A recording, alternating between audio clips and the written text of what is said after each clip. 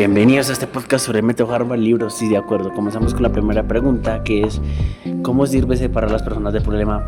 ¿Y ustedes creen que realmente es posible separar a las personas del problema en una negociación o siempre habrá una influencia inevitable en las emociones de cada persona? El libro, sí, de acuerdo, que nos está enseñando sobre el método Harvard, en este plantea que debemos separar a las personas del problema, pero esto rara vez ocurre en la realidad, ya que las emociones, los egos y de pronto las historias previas que pueden llegar a haber entre los negociadores o entre los dos bandos pueden afectar una negociación. Esto se puede llevar a un conflicto personal o a un conflicto más profesional. Por estas razones es algo muy complicado de llevar a cabo, porque como bien dice el libro o como bien lo mencionan, no estamos negociando con máquinas, estamos negociando con otras personas que sienten que también se sienten atacadas o pueden llegar a sentir satisfacción por algún tipo de ocasión en medio de la negociación. Por esto es rara vez, o es posible, pero es muy complicado aplicar, ya que alguno de los dos bandos, la otra puede ser explosivo o puede llegar a actuar de mala manera. Como siguiente tema, una pregunta sobre el interés y las posiciones. Siguiendo esta parte central del método Harvard, ¿cómo creen que centrarse en un interés puede generar acuerdos sólidos o simplemente discutir posiciones sirve en una negociación? Centrarse en los intereses, en teoría, habla de que es mejor discutir sobre los intereses a posiciones rígidas, pero en muchos casos los intereses son irreconocibles. El método Harvard asume que siempre podemos llegar a encontrar un interés común, pero a veces esto puede llegar a ser complicado, ya que puede que una de las partes no quiera mostrar su interés por confidencialidad o porque simplemente no quiere, y esto puede llegar a ser muy difícil en medio de la negociación. Y a veces los intereses, las posiciones están defendiendo los intereses, entonces es algo complicado de llevar a cabo en todas las negociaciones. Es algo que a veces tiene poca aplicabilidad en el ámbito tanto laboral como personal. Por ejemplo, en el ámbito personal, un divorcio, una de las partes puede tener como principal interés quedarse con la custodia total de los hijos, mientras que la otra parte quiere exactamente lo mismo. Aquí no hay un espacio para tener el interés compartido. Las suelen ser rígidas e limitantes, mientras que los intereses revelan las verdaderas motivaciones detrás de esas posiciones. Cuando las partes se enfocan en intereses, descubren puntos en común y posibilidades creativas que antes no veían. Como siguiente está el tema y punto clave sobre el enfoque de ganar-ganar. ¿En qué situaciones considera que este enfoque puede volverse difícil o incluso imposible de aplicar en situaciones de negociación o en una situación de discusión de negocios? El enfoque ganar-ganar que plantea el método Harvard puede llegar a ser muy atractivo, pero en la práctica hay situaciones donde es imposible lograr este ganar-ganar. Hay negociaciones en las que uno gana y el otro pierde, ya que no todas las negociaciones son iguales y no todos los negociadores buscan lo mismo, no buscan beneficiar a ambos bandos, sino solo buscan beneficiar el suyo. Por ejemplo, en una licitación pública solo puede haber un ganador del contrato. No importa qué tan creativas sean las propuestas de cada bando, al final solo una empresa obtendrá el beneficio. En estos casos es algo complicado que se lleve a cabo el ganar-ganar que ofrece el método Harvard. Es verdad que en algunos casos el ganar-ganar puede parecer un poco complicado, por ejemplo cuando los recursos son ilimitados o los intereses son puestos. Pero justamente este método Harvard propone ser creativos. No se trata solo de repartir lo que hay, sino de ampliar las opciones antes de dividirlas.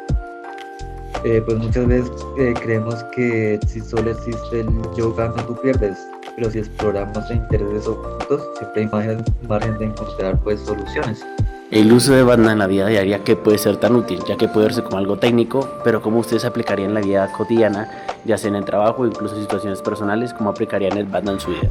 Batman en negociaciones cotidianas es a veces algo complicado de trabajar en la vida personal, ya que el Batman puede llegar a ser útil en teoría y puede llegar a ser algo útil en las negociaciones. ya que pues como bien lo dice, permite tener una alternativa si no se llega a algún acuerdo. Pero en la vida cotidiana muchas veces las personas no tienen un BADNA real y simplemente van a una negociación a improvisar. Y eso puede llegarlo a uno dejar en una gran desventaja. Por ejemplo, con un ejemplo que podemos ver en todas las empresas es cuando un trabajador quiere aumentar un aumento de sueldo. Eh, de pronto él como banda podría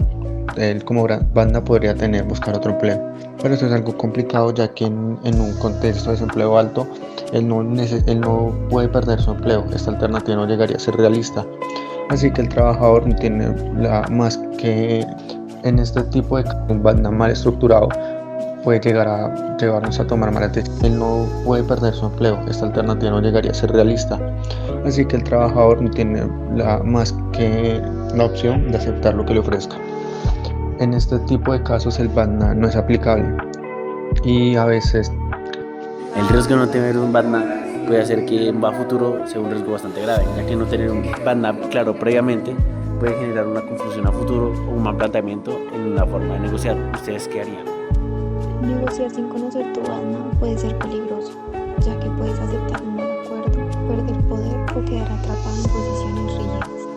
Tener alternativas claras te permite decir no cuando algo no te conviene sin miedo. puede llegar a llevarnos a tomar malas decisiones y a llegar de pronto a sentir la presión de la otra parte. Ok, antes de entrar a la mesa sin tener un BADNA claro, puede llegar a ser riesgoso porque podemos llegar a aceptar un mal acuerdo. Pero el problema es que muchas veces, aunque uno no lo tenga claro, no cambia nada si la otra parte tiene más poder. En un caso que uno llegue a negociar con alguien que tenga más jerarquía o más poder, es algo complicado, ya que si tengamos un excelente BADNA o un mal BADNA, no podemos hacer nada si la otra parte tiene más poder. En contexto de desconfianza, en escenarios de alta desconfianza, ¿cómo políticas o sindicatos creen que ahí pica el método Harvard y sigue siendo realista, o también se queda corto y sigue siendo ya más que todo un tema realista y no se puede ejecutar? Sí, de hecho es donde más se puede necesitar este método, cuando no hay confianza, y poner decisiones solo puede empeorar el conflicto. El método Harvard lo que hace es poner las reglas claras, negociar con base en intereses y en criterios objetivos, no solo en percepciones. Eso reduce la manipulación y pues obliga a hablar de hechos verificables. No, porque en esos contextos nadie confía y todos piensan en ganar poder, no en cooperar. Separar a las personas del problema es imposible, cuando lo que manda es la presión y la rivalidad.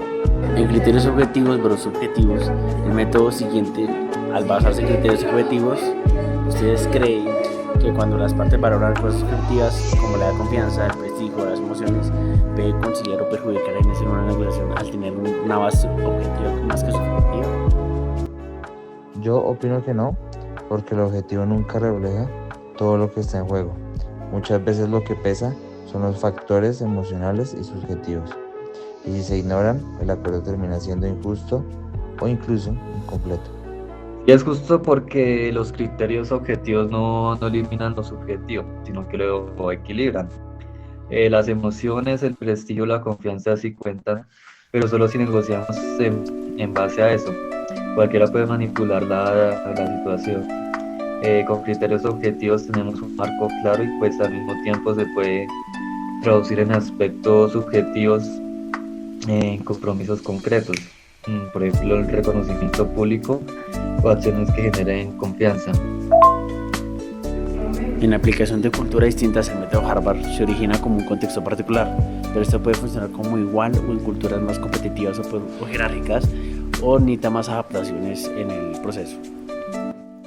El método Harvard en culturas competitivas o jerárquicas sí funciona, con adaptaciones. Reconociendo jerarquías y normas culturales se pueden presentar soluciones respetuosas pero basadas en nuestros intereses, usando criterios objetivos para justificar acuerdos sin generar conflictos sociales ni culturales. Donde la negociación llegue a ser más competitiva o jerárquica, no me llegará para mi guión.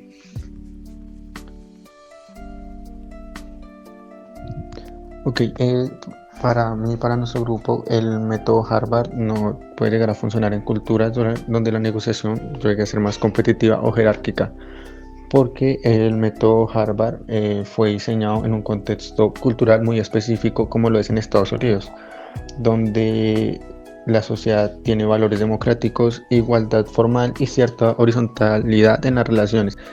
Y bueno, como última pregunta, para cerrar respecto al libro, sí, de acuerdo. ¿Consideran que su mayor aporte ofrecen técnicas prácticas de negociación o percibe más en el cambiar la forma de entender lo que significa la palabra negociar o negociar con personas distintas? La verdad pienso que no, porque ni las técnicas ni la mentalidad funcionan en todos los casos.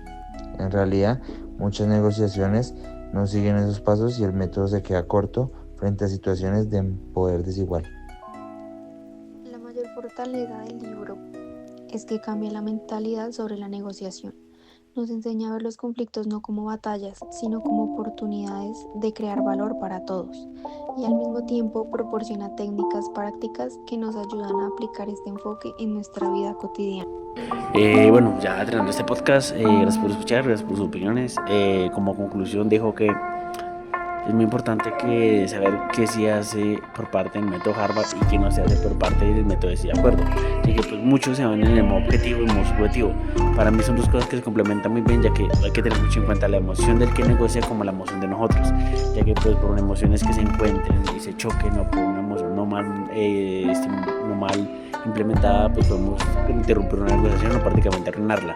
Y que vamos a tener esa parte de calma y un pensamiento frío y calcular nuestro balance y calcular lo que vamos a decir, pues podemos llegar a una mejor conclusión, una mejor negociación en un futuro, ya que pues esto permite una mejor adaptación hacia la negociación y es algo como tal lo que queremos en temas de intereses. Muchas gracias por escuchar.